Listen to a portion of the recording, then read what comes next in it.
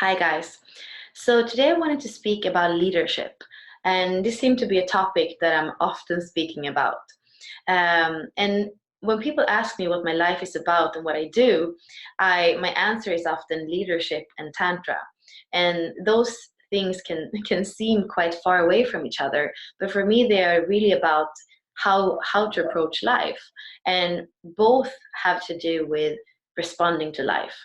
A leader is receiving whatever is there and responding to it, thinking on our feet.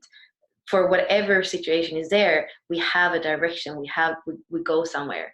And tantra is also about that, allowing the feminine principle of receiving life, whatever comes to us, and never shy away. So that's what I see very much in common with these two things.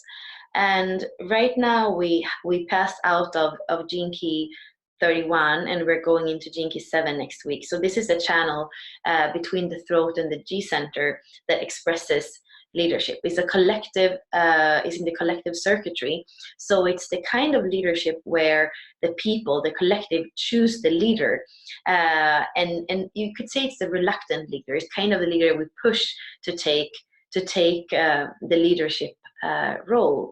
And I see a lot of that as the new kind of leadership, where it's not the old tribal leadership that the person that has control and power over resources and control, over people is the leadership, is the person that has the authority to control everything.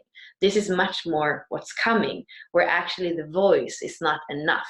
We really need integrity and vision in order to be able to be chosen to lead. And this also leads me into the shift that I see in leadership between the fifth and the sixth line of the hexagram, or the archetypes of the sixth and the fifth line.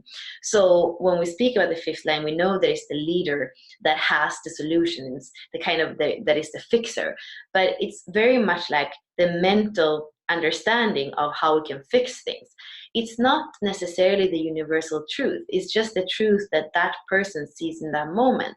And it can still be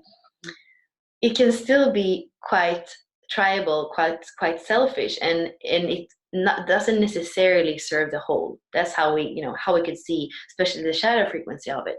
And what I see, the gift frequency of the new leadership that is coming in, is the sixth line leader that is all about values, that is all about vision, that is all about seeing the big perspective, and that cannot lead from the voice. The only way that the sixth line leader can lead is by becoming the example.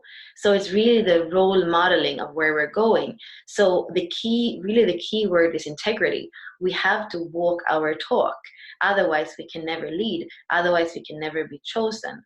And I am in awe for everything that's going on in the world, and instead of judging it, although of course there are consequences of so many consequences of leaders that are not doing a good job, but still, like, seeing even the kind of the play of it, that so many things are coming up to the surface, and so many things that have been hidden before, because the control and the power of the tribal leadership and the leadership from the voice that wasn't necessarily an integral leadership, that is actually cracking, and it's really coming up and being clear. And if we decide to not engage in it, but more see it as an example for something that is here to change, I feel like we can all really tap in to the sixth line leadership, and even starting to become role models in our own life, because that's really like walking out of the conditioning to think that we can't do anything, that we don't have any power, like coming into our own power, our own sixth line, our own values. And look in our hologenetic profile, where do you have a sixth line?